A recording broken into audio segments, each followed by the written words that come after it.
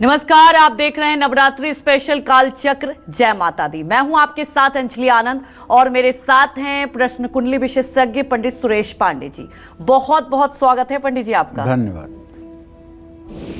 इस बार नवरात्रि बढ़ रहे हैं या घट रहे हैं? नवरात्रि में कौन सी तिथियां मिल रही हैं? क्या नवरात्रि का घटना शुभ होगा? देखिए नवरात्रि स्पेशल काल चक्र। जय माता दी।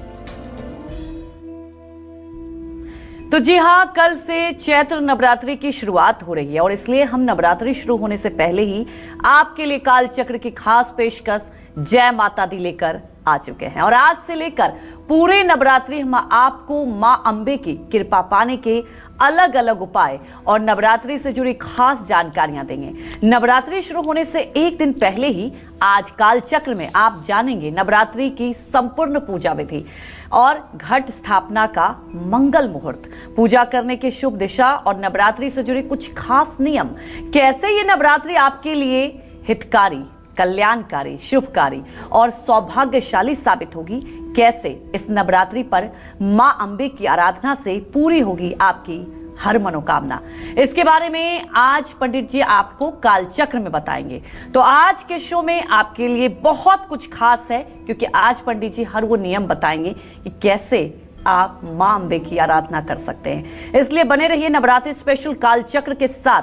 और इसके अलावा नवरात्रि से जुड़ा आपका भी कोई कंफ्यूजन है, कोई मन में सवाल है, कोई समस्या है, तो आप हमें फोन कर सकते हैं और पंडित जी से सीधे आप लाइव बात कर सकते हैं। हमारा नंबर है 0120-665-2415। और अपनी चर्चा की शुरुआत करने से पहले एक महत्वपूर्ण जानकारी भी मैं अपने दर्शकों को देना चाहूंगी कि पूरे नवरात्रे आप काल चक्र देखना ना भूलें, क्योंकि पंडित जी आज तो आपको नियम के बारे में बता रहे हैं, कल से मां अंबे की अलग अलग स्वरूपों के बारे में भी पंडित जी आपको बताएंगे। तो मुझे लगता है आप सबके लिए काल चक्र बेहद ही खास और बेहद ही कल्याणकारी होने वाला है, क्योंकि पंडित जी आपको हर वो नियम बहुत ही आसान तरीके से बताएंगे। अब अपनी चर्चा की हम शुरुआत करेंगे, लेकिन उसके पहले आज का शुभ मुहूर्त भी जान लेते हैं। बताएं पंडित जी। आज 29 मार्च 2025 दिन शनिवार है। आज चैत्र कृष्ण पक्ष की अमावस्या तिथि शाम 4:27 तक है। इसके बाद प्रतिपदा तिथि शुरू हो जाएगी। उत्तरा भाद्रपद नक्षत्र शाम 7:26 तक, इसके बाद रेवती नक्षत्र शुरू होगा। ब्रह्मयोग रात 10:04 तक, इसके बाद इंद्र योग शुरू होगा। आज चैत्र मास की अमावस्या है। आज सूर्य ग्रहण लगेगा, लेकिन भारत में दिखाई नहीं देगा। इसलिए भारत में गर्भिणी महिलाओं को बिल्कुल किसी तरह से चिंता करने का विषय नहीं है। कोई सूतक पातक नहीं लगेगा, कोई मंदिर बंद नहीं होगा, किसी मंदिर में पूजा अर्चना बंद नहीं होगी। इसलिए इस सूर्य ग्रहण का प्रभाव विदेशों में जरूर है। और जो हमारे दर्शक विदेश में हमें देखते हैं, जहां सूर्य ग्रहण का प्रभाव है, उन्हें चाहिए कि सूतक काल में अन्न ग्रहण न करें, जल न पिएं और उतने समय में भगवान देवी देवता की पूजा आराधना करते रहें। लेकिन भारत में इस सूर्य ग्रहण का कोई प्रभाव नहीं है, इसलिए बिल्कुल किसी तरह से भयभीत होने की आवश्यकता नहीं है। रोज की तरह आज का भी कुछ अशुभ मुहूर्त है। जैसे शनिवार है तो राहु काल रहेगा सुबह 9 बजे से 10:30 बजे तक। यमगंड काल रहेगा दोपहर 1:59 से दोपहर 3:32 तक। इन अशुभ समयों में किसी नए कार्य के शुभारंभ से बचना चाहिए। जय मां विंध्यवासिनी।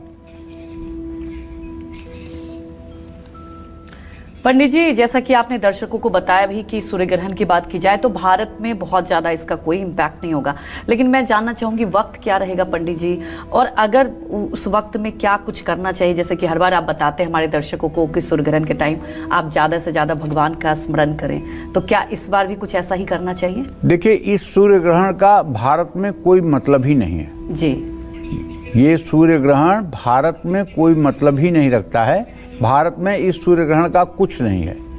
ये सच है कि आज साल का पहला सूर्य ग्रहण लगेगा, लेकिन ये भी सच है कि ये आंशिक सूर्य ग्रहण भारत में दिखाई नहीं देगा। North America, Iceland, Greenland, Europe, रूस, अटलांटिक महासागर में ये सूर्य ग्रहण दिखाई देगा। अगर समय की बात की जाए तो ये सूर्य ग्रहण भारतीय समय के अनुसार दोपहर 2:21 से शुरू होगा और शाम 6:14 तक खत्म हो जाएगा। भारत में न तो इसका कोई असर होगा और ना ही सूतक काल माना जाएगा, तो इसलिए इस ग्रहण से बिल्कुल निश्चिंत रहने की जरूरत है। जय मां विंध्यवासिनी। तो देखिए, पंडित जी ने ये बता ही दिया कि अगर आज के सूर्य ग्रहण की बात की जाए तो भारत में कुछ इसका असर नहीं है। अब बात कर लेंगे कल से शुरू हो रहे चैत्र नवरात्रि की, साथ ही हिंदू नववर्ष की भी शुरुआत हो रही है। ऐसे में हिंदू नववर्ष सभी के लिए कैसा रहने वाला है, ये जान लेते हैं पंडित जी से। बताएं पंडित जी। देखो अंजलि, चैत्र शुक्ल पक्ष की प्रतिपदा से हमारे नए विक्रम संवत्सर का शुभारंभ माना जाता है और कल चैत्र शुक्ल पक्ष की प्रतिपदा तिथि है। हमारा नववर्ष सनातन धर्म का अपने आप में विज्ञान परक है। अच्छा। ये ऐसे कि अब देखो, घर में नए गेहूं की फसल, नए जौ की फसल, नई मटर, नए चने, नए सरसों, नए अरहर की दाल, नई नई फसलें घर में आएंगी। और जितने पेड़ हैं सारे पेड़ों की पत्तियां झड़ जाएंगी और नए नए कोपले, नए नए मुलायम पत्ते पेड़ों में आएंगे। ठीक है ना। तो प्रकृति भी कुछ नया कर रही है ना, तब हमारा नया साल हो रहा है। अब 1 जनवरी को जो नया साल आता है उसमें ना तो कोई घर में नया अनाज आता है, ना ही प्रकृति में कोई पत्ते झड़ते हैं, ना कोई नए पत्ते लगते हैं, कुछ भी नया नहीं होता है, कुछ भी नया नहीं होता है। तो ये सनातन धर्म का जो नववर्ष है ये अपने आप प्रकृति के साथ संतुलन बनाने वाला नववर्ष है। इसलिए सभी भारतीयों को चाहिए कि आप बड़े उत्साह के साथ अपने इस पर्व को मनाएं। इस अपने नए साल के पहले दिन को बहुत ही श्रद्धापूर्वक मनाएं। और हमारे इस साल को बनाने की जो विधा है वो ये है कि संपूर्ण भारतवासियों से अपेक्षा की जाती है कि यदि आप बालक, वृद्ध, रोगी और गर्भिणी नहीं हैं तो आपको पहले दिन व्रत करना चाहिए। अच्छा। व्रत करके देवी देवताओं की पूजा करनी चाहिए, परोपकार करना चाहिए, दान पुण्य करना चाहिए, अच्छे अच्छे कार्य करना चाहिए, अपने दुर्गुणों को छोड़ने के लिए संकल्प लेना चाहिए, सद्गुण हमारे अंदर आए इसके लिए प्रतिज्ञाबद्ध होना चाहिए। 1 जनवरी को भी लेते हैं पंडित जी। हाँ, अब 1 जनवरी वाली बात तो ठीक है, तो पूरे विश्व में माना जाता है। लेकिन सही बात यह है कि ये चैत्र शुक्ल पक्ष की प्रतिपदा अपने आप में अद्वितीय है। तो कल से चैत्र नवरात्र शुरू हो रहे हैं और कल से नया साल भी है। तो कल विक्रम संवत 2082 की शुरुआत हो रही है। इस साल इस संवत का नाम है सिद्धार्थी। विक्रम संवत 2082 के राजा सूर्य हैं। एक आपको ज्योतिष की ट्रिक बता देता हूं। चैत्र शुक्ल पक्ष की प्रतिपदा तिथि को, अर्थात जिस दिन से नवरात्र पहले दिन शुरू होता है, उस दिन जो दिन होता है उस साल का वही राजा होता है। बिना ज्योतिष देखे आप समझ लीजिए, जो पहला दिन होगा नवरात्र का वही ग्रह जो है उस साल का राजा होगा। तो इस साल 2082 के राजा कौन हुए? रविवार से शुरू हो रहा है तो आप बताइए, सूर्यदेव हुए। रविवार से ही नवरात्रि का प्रारंभ चूंकि हो रहा है, ऐसे में मंत्री भी सूर्यदेव ही है। विक्रम संवत 2082 का लग्न सिंह है। 30 मार्च से सूर्य के साथ चंद्रमा, शनि, बुध, राहु जैसे 5 ग्रह एक साथ होंगे। कल बुधादित्य योग और मालव्य योग भी बन रहा है। बुधादित्य योग कहते हैं बुध और सूर्य की युति को। मालव्य योग कहते हैं कि जब तुला राशि में, वृषभ राशि में या मीन राशि में शुक्र केंद्रस्थ होता है तो मालव्य योग बनता है। यहाँ ग्रहों के इस संयोग में 12 राशियों पर इन ग्रहों का अलग अलग इफेक्ट पड़ेगा। सभी राशि वालों को इस विक्रम संवत में सूर्य को नियमित जल चढ़ाना चाहिए। और मैं तो ये कहूँगा अपने सभी सनातन धर्मियों से, अगर आपकी उम्र 15-16 साल से ज़्यादा है, चाहे आप लड़की हैं चाहे आप लड़का हैं, आपको चाहिए कि आप किसी भी कीमत पर सूर्योदय के समय उठकर सूर्य को जल जरूर दीजिए। और सूर्य को जल देने के बाद हो सके तो 24 बार गायत्री मंत्र बोलिए। और इसके बाद भी अगर आप अच्छा करना चाहते हैं, आप चाहते हैं कि आप जिंदगी भर निरोग रहें, आपको कोई बीमारी टच न करे, आपका आत्मविश्वास सारी सफलताओं को अपने कदमों में कर ले, तो आप प्राणायाम भी करें। 5 बार प्राणायाम सुबह, 5 बार प्राणायाम सूर्यास्त से पहले, शाम को। प्राणायाम एक ऐसी विधा है, भगवान कृष्ण ने अपनी विभूतियों का वर्णन करते हुए जिन 84 विभूतियों का वर्णन गीता में किया है, उसमें उन्होंने अर्जुन से कहा है कि बलों में मैं प्राणायाम हूं। इसका मतलब समझिए ना कि जो संसार का सबसे बड़ा बल है वो प्राणायाम है। प्राणायाम का शाब्दिक अर्थ है प्राणों को आयाम देना, प्राण को स्थिर करना। और ये जो हमारे शरीर में आने जाने वाली श्वास है, यही प्राण है, यही प्राण वायु है, इसी का नाम प्राण वायु है। जब हम श्वास को खींचते हैं और रोकते हैं और उसके बाद धीरे धीरे छोड़ते हैं, तो ये नाड़ी शोधन प्राणायाम के नाम से जाना जाता है। शास्त्रों में ये प्राणायाम 3 प्रकार का होता है, अधम, मध्यम, उत्तम। अधम प्राणायाम 10 सेकेंड में श्वास को पूरा भरना, 40 सेकेंड श्वास को रोकना और 20 सेकेंड श्वास को छोड़ना, ये अधम प्राणायाम है। मध्यम प्राणायाम है 15 सेकेंड से श्वास को खींचना, 60 सेकेंड तक श्वास को रोकना, 30 सेकेंड तक श्वास को छोड़ना, ये मध्यम प्राणायाम है। 20 सेकेंड तक श्वास को खींचना, 80 सेकेंड श्वास को रोकना, 40 सेकेंड श्वास को छोड़ना, ये उत्तम प्राणायाम है। ये प्राणायाम जल्दी किसी का सिद्ध नहीं होता, लाखों में शायद कोई होगा जो इस प्राणायाम को करता होगा। हम लोग भी 10-20 साल से अभ्यास कर रहे हैं, 1-2 दिन से नहीं, लेकिन अभी 15, 60 और 30 वाले में ही अटके हुए हैं। अभी 20, 40 और 20, 80 और 40 वाले का नंबर नहीं आया है, क्योंकि उसके लिए बहुत अभ्यास की ज़रूरत होती है। और उसके लिए अगर नवयुवक हो तो सबसे ज़्यादा उपयुक्तता की बात है, क्योंकि अगर ब्लड प्रेशर बढ़ रहा है, ब्लड प्रेशर है शरीर में, तो फिर ये प्राणायाम उतना बढ़िया आप नहीं कर पाएंगे। इस बात का भी ध्यान रखिए। इस प्राणायाम का मंत्र है ओम भुवः ओम स्वः ओम महा ओम जनः ओम तपः ओम सत्यम ओम तत्सवितुर्वरेण्यं भर्गो देवस्य धीमहि धियो यो नः प्रचोदयात् ओम आपो ज्योतिरसो अमृतम ब्रह्म भूर्भुवः स्वरोम। इस मंत्र की 9 व्याहृति होनी चाहिए। 3 व्याहृति नाभि पर नीले कमल के 6 दल की पंखुड़ियों पर बैठे हुए भगवान विष्णु का ध्यान करते हुए, और हृदय पर 16 पंखुड़ियों वाले भूरे रंग के कमल पर बैठे हुए चतुर्मुख ब्रह्मा का ध्यान करके, और यहाँ पर भ्रिकुटी पर द्विदल सफेद कमल पर बैठे हुए कर्पूर गौरम, कपूर के समान गौरवर्ण भगवान शिव का ध्यान करते हुए 3 बार मंत्र यहाँ पढ़ना चाहिए। तो कितनी आवृत्ति हो गई? 9।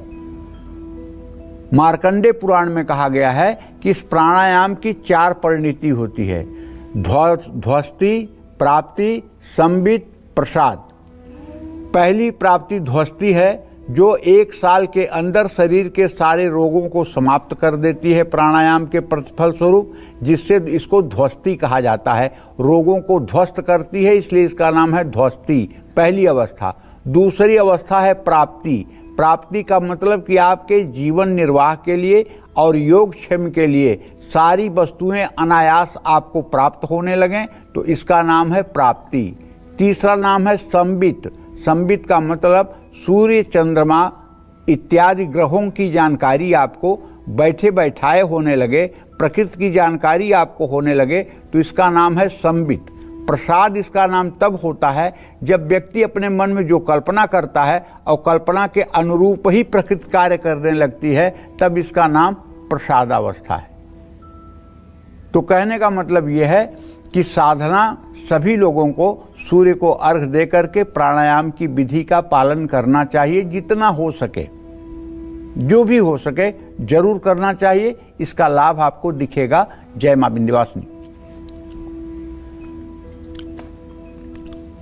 तो इस नवरात्रि क्या है खास, कौन से शुभ मुहूर्त में करनी है घट स्थापना और कौन से मंगल मुहूर्त में की गई पूजा दिलाएगी आपको मां दुर्गा की महाकृपा, ये जानते हैं। बताएं पंडित जी। देखो अंजलि, ऐसा है कि हमारे सनातन धर्म में समय का बड़ा महत्व है। बिल्कुल, इसीलिए मुहूर्त की रचना की गई है जी। और मुहूर्त ऐसा कुछ नहीं है कि विद्वानों ने जब चाहा जब का मुहूर्त कर दिया, ऐसा नहीं है। मुहूर्त को समझने के लिए स्वर विज्ञान को समझना होगा। अच्छा। और जब स्वर विज्ञान समझ में आएगा तब समझ में आएगा कि मुहूर्त बनते कैसे हैं और क्यों बनते हैं। बड़ा लंबा विषय है, अगर इस पर चर्चा करूंगा तो शायद कार्यक्रम बहुत, मुझे लगता है कि दर्शकों को भी आज मैं पहली बार भी ये सुन रही हूं। तो कल से चैत्र नवरात्रि है और 6 अप्रैल को रामनवमी है। इस बार दूसरा और तीसरा नवरात्र 31 मार्च को है, यानी 31 मार्च को माँ ब्रह्मचारिणी और माँ चंद्रघंटा दोनों का आवाहन पूजन एक दिन में होगा। कल अर्थात नवरात्र के प्रतिपदा पर माँ दुर्गा हाथी पर सवार होकर आ रही हैं। माँ दुर्गा का हाथी पर सवार होकर आना संसार के लिए बहुत कल्याणकारी माना जाता है। हाथी शांति और समृद्धि का प्रतीक है। चैत्र नवरात्रि में घट स्थापना, कलश स्थापना का जो मुहूर्त है 4 घंटे 8 मिनट का है। घट स्थापना का मुहूर्त कल सुबह 6:13 पर शुरू हो जाएगा और कल सुबह 10:22 तक रहेगा। अभिजीत मुहूर्त कल दोपहर 12:01 से 12:50 तक रहेगा। कल नवरात्रि की पूजा करने का जो चौघड़िया मुहूर्त है उसमें चर लग्न है सुबह 7:46 से 9:20 तक, लाभ लग्न है सुबह 9:20 से 10:53 तक, अमृत लग्न है कल 1:59 से 3:32 तक। इन समयों में भी घट स्थापना हो सकती है। जय मां विंध्यवासिनी। तो देखिए पंडित जी ने आपको ये बताया कि अगर कलश स्थापना करना है तो आपको किन मुहूर्त में करना है। अपने दर्शकों को बता दूं कि लगातार नवरात्रि स्पेशल दर्शकों के लिए खास लेकर आए हैं। आपको हर दिन पंडित जी अलग अलग नियमों के बारे में और माँ दुर्गा के अलग अलग स्वरूपों के बारे में बताएंगे। तो लगातार हमारे साथ जुड़े रहिए और काल चक्र स्पेशल जय माता दी देखना ना भूलिए। आगे बढ़ते हैं और जानेंगे कि कल से नवरात्रि शुरू है और ऐसे में माँ दुर्गा की कैसी मूर्ति नवरात्रि में अपने घर में स्थापित करनी चाहिए, ये भी जान लेते हैं। बताएं पंडित जी। पहले आप ये जान लीजिए कि कल से नवरात्रि शुरू है जी। आज अगर आप तैयारी नहीं करेंगे तो कल आप 6 बजे से कौन सी घट स्थापना कर लेंगे। तो कल के लिए आपको जो आपको व्यवस्था करनी है वो व्यवस्था ये करनी है कि अगर आपके घर में तांबे के 2 कलश हों, 2 ऐसे लोटे हों जिसमें कम से कम 1 लीटर से ज़्यादा जल आ सकता हो, तब तो ठीक है। या पीतल का भी लोटा 1 लीटर से ज़्यादा जल वाला हो तो ठीक है। अगर नहीं तो मिट्टी के कलश ले आएं आज ही। और आज ही आपको लाल रंग का कपड़ा लाना चाहिए, कलावा लाना चाहिए, रोली लाना चाहिए, सिंदूर लाना चाहिए, सुपारी लाना चाहिए। ठीक है। घर में गंगा जल की व्यवस्था करनी चाहिए, घर में साबुत चावल की व्यवस्था करनी चाहिए, पिसी हुई हल्दी का पाउडर रखना चाहिए, कपूर रखना चाहिए, धूप रखना चाहिए, रुई रखना चाहिए, माचिस रखना चाहिए, गाय का घी रखना चाहिए। पान के पत्ते की व्यवस्था कल कर लीजिएगा या आज ही लेकर के उसको साफ जगह पे फ्रिज में रख लीजिएगा। ये सब सारी व्यवस्था, कुछ मिठाई, कुछ फल घर में रख लीजिएगा। और आज ही अगर आप मूर्ति रखना चाहते हैं तो अंगूठे के बराबर माता की कोई एक प्रतिमा घर में लाइएगा। और अगर मूर्ति नहीं स्थापित कर रहे हैं तो एक सूखा गरी गोला ले आइएगा, एक लोहे की कील या सोने का एक छोटा सा टुकड़ा रखिएगा, और उसके बाद 7 प्रकार के अनाज रखिएगा। 7 प्रकार के अनाज और थोड़ी सी खेत की मिट्टी लाइएगा। ये सब आज ही व्यवस्था करिएगा। और अशोक का पत्ता या आम का पत्ता, मिट्टी के 2-3 करवे, ये सब व्यवस्था करिएगा। और कल सुबह गाय के गोबर की व्यवस्था करिएगा। ये सब व्यवस्था आज ही कर लीजिए। कल के भरोसे मत छटपटाइए, अरे अभी गंगा जल नहीं आया, अभी आम की पत्ती नहीं आई। चिल्लाने से कोई फ़ायदा नहीं, आज ही सारी व्यवस्था कर लीजिए। इसलिए आज ही आपको बता रहा हूँ कि सामान की व्यवस्था सब आज ही कर लीजिए।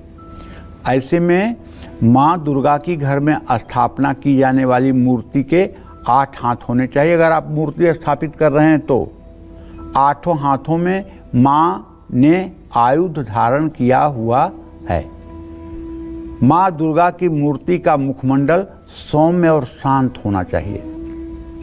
माँ दुर्गा की प्रतिमा का मुख उग्र रूप लिए हुए नहीं होना चाहिए। माँ दुर्गा के मस्तक पर चंद्रमा का चिन्ह होना चाहिए।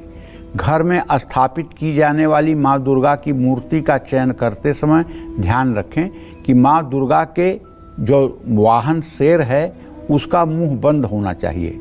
ऐसी मूर्ति की उपासना घर में सुख शांति लाती है। सिंह का मुख खुला नहीं होना चाहिए, ये रौद्र रूप है। आपके घर में पहले से ही यदि माता की मूर्ति है चांदी की या पीतल की, तो नई मूर्ति ना खरीदनी चाहिए। और घर में एक साथ 3 दुर्गा की प्रतिमा भी नहीं रखनी चाहिए। अंगूठे के आकार से बड़ी माँ दुर्गा की मूर्ति नहीं होनी चाहिए। और अगर पहले से ही है 2 8 अंगुल की है तब भी रखे रहिए, कोई बात नहीं, हटाने की ज़रूरत नहीं है। ठीक है, माता से क्षमा मांग लीजिए। क्योंकि अंगूठे से बड़े आकार की जब प्रतिमा होती है तो उसकी स्थिर प्राण प्रतिष्ठा करनी पड़ती है। और अंगूठे के बराबर के आकार की कोई प्रतिमा होती है उसकी चल प्रतिष्ठा होती है। चल प्रतिष्ठा माने जिस मूर्ति को आप यहाँ वहाँ हटा सकते हैं, और अचल प्रतिष्ठा माने जो एक जगह फिक्स तो फिक्स, उसको अब नहीं जिंदगी में हटाया जा सकता। और माँ दुर्गा की खंडित या टूटी हुई मूर्ति की पूजा भूल करके भी नहीं करनी चाहिए। लेकिन जो लोग मूर्ति नहीं लाएंगे उन्हें क्या करना है, उन्हें बस मैं आगे बताऊंगा कि वो कैसे भगवती दुर्गा की स्थापना करेंगे जिससे उनकी सारी मनोकामना पूरी होगी। जय मां विंध्यवासिनी। तो क्या नवरात्रि से पहले घर की शुद्धि महत्वपूर्ण हो जाती है? अगर हाँ, तो हमें इस नवरात्रि की पूजा से पहले कैसे करनी चाहिए घर की शुद्धि, ये भी जानते हैं। बताएं पंडित जी। देखो, घर की शुद्धि के लिए जरूरी है कि आज ही घर के सभी लोग लिपट करके घर से जितने स्क्रैप है वो सारे स्क्रैप निकाल कर घर से बाहर कर दें, सारे कूड़े निकाल कर बाहर कर दें। न पहनने वाले जूते, न पहनने वाले कपड़े, इलेक्ट्रिक के फंसे हुए वायर, बंद पड़ी हुई घड़ियां, जितने भी मतलब कि स्क्रैप की चीज़ें हैं जो कल यूज नहीं होने वाली हैं, उनको आज ही निकाल दें। और कोने कोने में घर की सफाई करें। मकड़ी का जाला कहीं न रहने पाए, कहीं किसी प्रकार से मतलब कि घर में गंदगी न रहने पाए। ठीक है। और उसके बाद कल सुबह थोड़ा सा लकड़ी का कोयला या गाय के गोबर का उपला जला करके, और उसके बाद मतलब लोहबान तो नहीं कहूँगा, ये हमारे यहाँ शास्त्रों में नहीं है, लेकिन उसके ऊपर अगर हवन सामग्री डाल दी जाए और उसका धुआं घर में दिखाया जाए तो निश्चित रूप से इससे एक प्रकार से घर की शुद्धि होती है। और दूसरी प्रकार से दक्षिणावर्ती शंख में जल भर लिया जाए और उस घर का जो है दूर्वा से, दूब घास से, और पूरे घर में छिड़काव किया जाए तो इससे भी घर की शुद्धि हो जाती है। इससे घर की शुद्धि हो जाती है। हर कमरे में अगर छिड़काव किया जाए तो। और आपके पास अगर गूगल हो, गूगल भी आज ले आइएगा, खरीद के गूगल जरूर ले आइएगा। और अगर उस मतलब कि कोयले पर आप गूगल डाल दें और गूगल की धुनी पूरे घर में दिखा दें, तब भी घर की शुद्धता हो जाती है, घर की निगेटिव एनर्जी समाप्त हो जाती है। तो माँ दुर्गा को कल आप अपने घर में स्थापित करने वाले हैं। ऐसे में माँ की मूर्ति स्थापित करने से पहले अपने घर की शुद्धि जरूर कर लें। और ये कैसे करनी है ये मैं आपको बता रहा हूँ, बता भी चुका हूँ। माँ दुर्गा को अपने घर में स्थापित करने से पहले गाय का उपला या लकड़ी का कोयला लेकर गैस पर जलाकर और उसमें यही जो आपको बता रहा हूँ गूगल डाल करके उसके धुएं से पूरे घर के पूजा घर को, किचन को, बेडरूम को सबको शुद्ध कर लीजिए और गंगा जल तांबे के लोटे में डालकर मुख्य द्वार पर इसका छिड़काव करना शुरू करें। नवरात्रि में माँ दुर्गा की मूर्ति की स्थापना पूरब दिशा में करना चाहिए। नवरात्रि क्या 12 महीने जब भी आप पूजा करिए ना, आपका पूजा स्थान घर के ईशान कोण में ही होना चाहिए, नॉर्थ ईस्ट में ही होना चाहिए। नॉर्थ ईस्ट के अलावा जहाँ भी आप पूजा स्थान रखेंगे वो फलदायी नहीं होगा, मानिए इस बात को। अगर घर के पूर्व उत्तर के कोने में पूजा स्थान होगा तो आपकी सारी मनोकामना बिना मेहनत के पूरी होगी। और कलश पे जो जौ लगाया जाता है, मिट्टी में 7 प्रकार के अनाज बो करके और उसको ऐसा बनाया जाता है कि उसके बीच में कलश रखा जा सके और कलश में जल भर करके और उसमें सुपारी डाल करके, थोड़ा सा कुसा डाल करके, एक सिक्का डाल करके, तांबे का सिक्का हो तो ज़्यादा अच्छा है, ठीक है। और ऐसे करके उसके ऊपर आम की पत्तियां या पंचपल्लव अशोक की पत्तियां रख करके उसके मिट्टी के करवे में चावल भर के रख देना चाहिए और उसके ऊपर एक जो जल भरा नारियल होता है जो मंदिरों में तोड़ा जाता है, वो वाला नारियल लाल चुन्नी से लपेटकर उससे कलावे से बांधकर उसे ऐसा स्थापित करें कि उसका मुंह जो है ऊपर का हिस्सा आपकी तरफ हो। अरे आप टीवी में देखते होंगे लोटे के ऊपर कलश खड़ा करके रखा रहता है और इसी की नकल अगर आप कर लेंगे तो ये अनर्थकारी होगा, क्योंकि क्या पता है टीवी में वीडियो बनाने वाले को कि क्या उचित है क्या अनुचित है। टीवी में आपको दिखेगा कि एक कलश रखा हुआ है, उसके ऊपर खड़ा खड़ा सा नारियल रखा हुआ है। ये शास्त्र सम्मत बहुत विपरीत बात है। आपको जो कलश पे नारियल रखना है उसको लेटा कर रखना है और कलश का ऊपर वाला भाग आपकी तरफ होगा, पूजा करने वाले की तरफ होगा, ये ध्यान आपको देना है।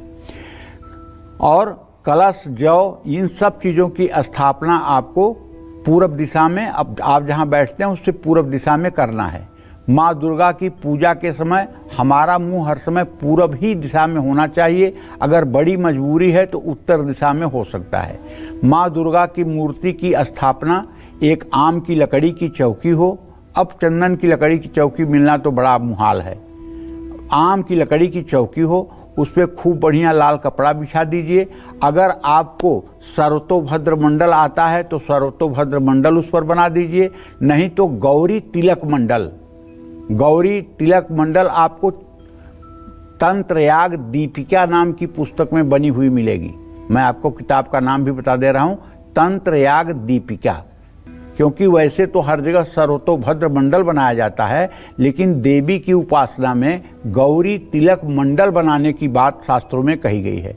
गौरी तिलक मंडल की स्थापना करके उसके बीचों बीच एक कलश चावल से भर करके उसके ऊपर एक गरी गोला, उसमें सोने का एक मतलब की कील या लोहे की कील लगाकर लाल ब्लाउज की पीस ऐसा लपेटें कि वो पिरामिड के आकार का बन जाए और उसे उस लोटे पर स्थापित कर दें। उसमें धातु चूंकि सोना या लोहा हो जाएगा तो वो माँ दुर्गा की ही स्थापना मान ली जाएगी। या आपके पास अगर मूर्ति है तो वहाँ मूर्ति की भी आप स्थापना कर सकते हैं। इसके आगे माँ दुर्गा की मूर्ति आपको चौकी पर कैसे स्थापित करनी है और इनके साथ आपको क्या रखना है ये भी बताऊंगा आपको। इसलिए आज का कार्यक्रम महत्वपूर्ण है भाई। आज का कार्यक्रम अगर आप देख लेंगे तो आपके पूजा उपासना में आपको राहत मिलेगी। जय मां विंध्यवासिनी। तो नवरात्रि में मां की चौकी स्थापित करते समय भी आपको बहुत सी बातों को जानना होता है और ये लगातार पंडित जी आपको बता भी रहे हैं। तो मां की चौकी किस दिशा में और कैसे स्थापित करनी चाहिए ये जानते हैं, बताएं पंडित जी। देखिए, अपने छोटे या बड़े घर के हिसाब से माँ की चौकी किस दिशा में और कैसे स्थापित करें? अब मैं आपको बताता हूँ। माता की चौकी ऐसे स्थापित करें कि पूजा करते समय आपका मुख उत्तर पूर्व या उत्तर दिशा में होना चाहिए। माँ दुर्गा की मूर्ति या का मुख पश्चिम दिशा की तरफ रखना चाहिए, जिससे पूजा करने वाले का मुख पूर्व दिशा में हो। पूजा चौकी के मध्य में माँ दुर्गा की स्थापना करें। मूर्ति के दाईं ओर श्री महाकाली और माँ दुर्गा की मूर्ति, बाईं ओर माँ सरस्वती के प्रतीक स्वरूप एक सुपारी रख सकते हैं। माँ दुर्गा के 9 रूपों के प्रतीक में आप 9 सुपारियाँ रख सकते हैं। दोनों तरफ अखंड ज्योति को पूजा चौकी के अग्निकोण में यानी दक्षिण पूर्व दिशा में रख सकते हैं। दक्षिण पूर्व दिशा में रखी अखंड ज्योति घर में सुख समृद्धि लाती है। लेकिन मैं कहूँगा आपको कि आप अखंड ज्योति तभी जलाइएगा जब आप उसकी सुरक्षा कर सकते हैं। अगर सुरक्षा नहीं कर सकते हैं तो अखंड ज्योति का बुझना बहुत ज़्यादा बुरा होता है, और अखंड ज्योति न जलाना कोई बुरा नहीं होता है। सच्ची बात कह रहा हूँ। आप दिया जलाइए उतनी देर तक जब तक आपकी पूजा चले। पूजा के बाद दिया अपने से बुझ जाए, कोई आपको दोष नहीं लगेगा। लेकिन आपने संकल्प लेके अखंड ज्योति जगा दी और आप जरा सा लापरवाह हुए इधर उधर, कोई कीड़ा आकर के या किसी प्रकार से दीप बुझ गया, 7 दिन जल करके अगर बुझ गया, तब भी इसका प्रायश्चित आपको करना पड़ेगा। प्रायश्चित गौदान करना पड़ेगा, क्योंकि अखंड ज्योति बुझना जो है बहुत बड़े दुर्भाग्य का द्योतक है। इसलिए अखंड ज्योति वही लोग जलाएं जो 24 घंटे पूजा में तन्मय होकर के और लगे रहें। हर नकारात्मक ऊर्जा से परिवार की रक्षा तब होती है। नवरात्रि में जो लोग हर रोज सुबह शाम हवन करते हैं, उनको हवन कुंड भी दक्षिण पूर्व दिशा में ही रखना चाहिए। अखंड दीप के अलावा एक घी का भी दिया सुबह शाम जलाना चाहिए।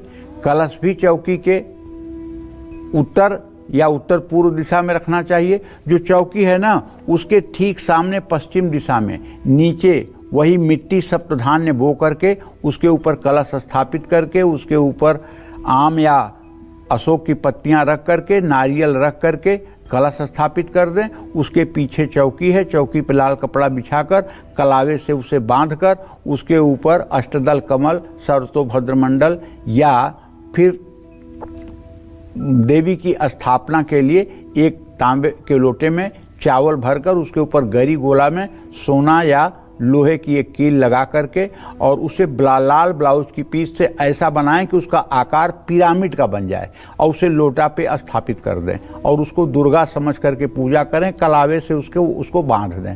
बस इतने ही। अच्छा हाँ, एक काम और करना है कि जहाँ आपने कलश रखा है नीचे, वहीं दाहिनी तरफ एक मिट्टी के करवे में चावल भर करके और उसमें गाय के गोबर की एक गौरी बना दें और एक सुपारी पर कलावा लपेट करके गणेश बना दें और एक मिट्टी के दूसरे करवे में चावल भरकर उस पर एक सुपारी पर कलावा लपेटकर बटुक भैरव बना दें, भैरव जी को बना दें और एक मिट्टी के करवे में चावल भरकर उस पर एक सुपारी पर कलावा लपेटकर नवग्रह बना दें।